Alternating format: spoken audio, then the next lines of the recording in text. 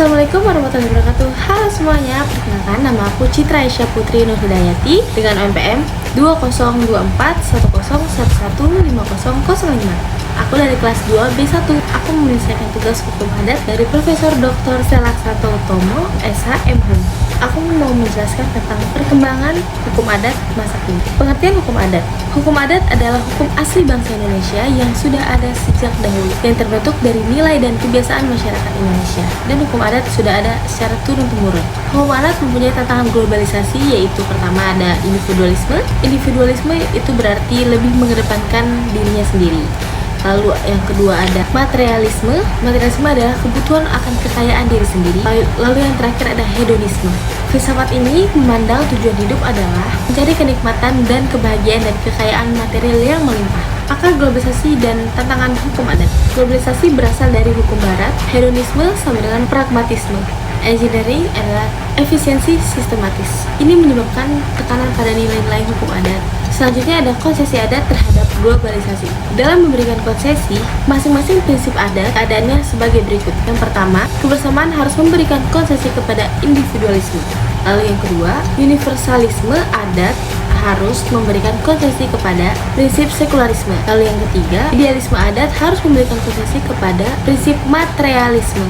Lalu yang keempat, prinsip adat tentang manusia berbudi luhur, yang tahu rasa malu dan harus memberikan konsesi kepada prinsip manusia yang berani berkompetisi, mengejar keuntungan, kemakmuran material untuk dirinya sendiri tanpa malu. Selanjutnya ada dampak globalisasi terhadap hukum adat pada nilai persaudaraan yang melemah. Lalu yang kedua, ritual saklar menjadi komoditas turisme.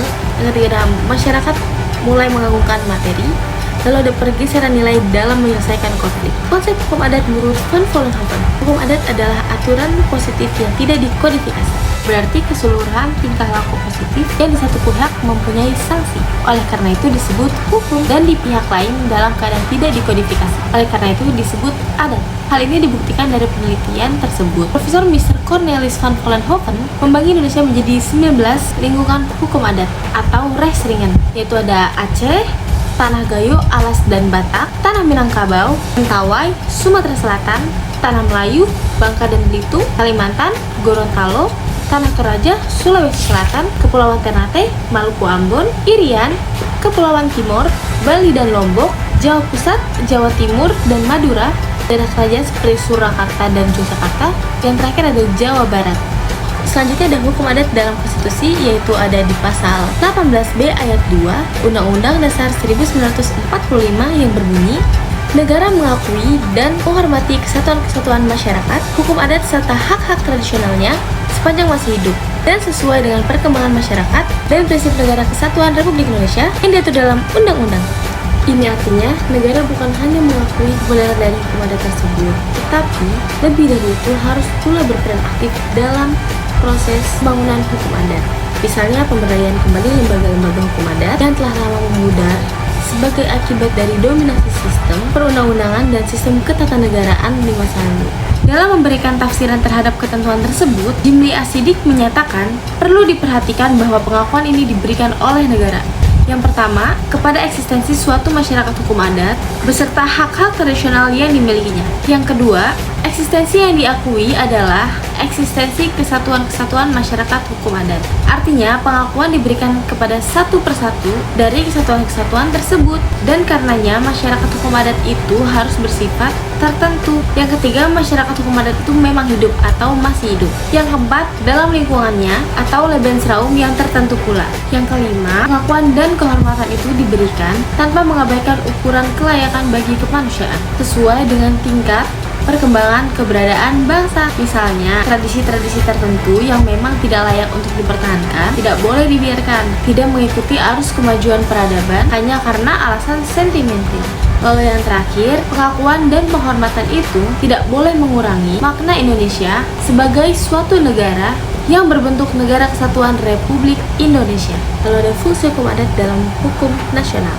Yang pertama ada sumber hukum nasional. Lalu yang kedua, berbeda dari hukum barat, yaitu hukum adat sendiri bersifat tradisional, tumbuh dan berkembang di masyarakat tertentu, seringkali secara turun-temurun dan berfokus pada aspek aspek kehidupan sehari-hari. Sementara hukum barat atau hukum negara adalah sistem hukum yang lebih formal, tertulis, dan berlaku secara umum di suatu wilayah atau negara. Apa sih peran pemerintah daerah? Pemerintah daerah memiliki peran yang strategis dalam melestarikan hukum adat. Mengapa sih desa penting?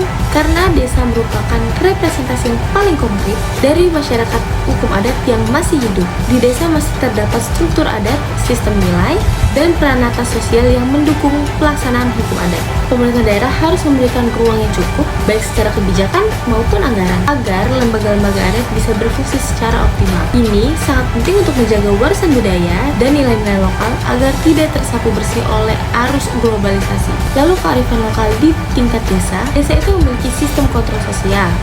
Lalu, desa adalah ujung tombak untuk melaksanakan hukum lokal. Lalu, kearifan lokal yang cukup, seimbang, serta berkelanjutan.